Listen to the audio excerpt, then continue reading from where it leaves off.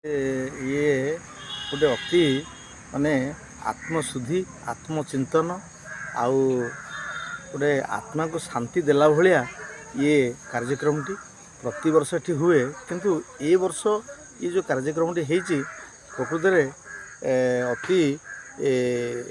माने जोटा शिक्षणीय आउ आध्यात्मिक भावभक्तिर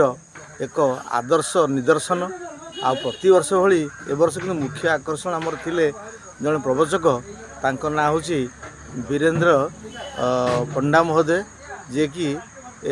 आमर ओटीवी जड़े सर्वभूत सुखी नह ये जो कार्यक्रमर मुख्य परधा आउ यह आज ओडिशार सर्वविदित किंतु आज से भली जड़े महान व्यक्तित्व आसी आमर यही औखमा हनुमान संकटमोचन हनुमान मंदिर रे आज उपस्थित रही आमको जो शांति वार्ता देले आउ ये समाज को किभली श्रृंखलित करा जाय परिबो आउ आमर आत्मा शुद्धि किभली भाव रे हेई परिबो एवं आमर निजर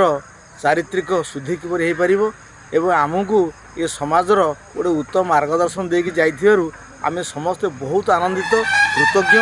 आउ एथिबे ये जो कार्यक्रम जेठी हैला यार मुख्य पुरोधा होसुंती आमर फकीर भाई फकीर मोहन साहू महोदय आउ जेहेतु से जड़े उच्चकोटीर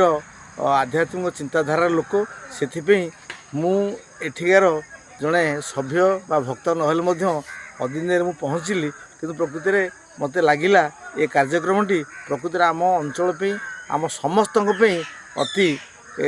आवश्यक थिला एवं अति गुणवत्तार एक कार्यक्रम तेणु से मु बहुत बहुत धन्यवाद दे फकीर भाई की एवं विशेषकर आज प्रवचक महोदय को एवं ये मंदिर परिचालना कमिटीर समस्त सदस्य मानू से कार्यक्रम एटी परिवेषण करांतु एवं ये अंचल को गोटे सुंदर मार्गदर्शन मिलू।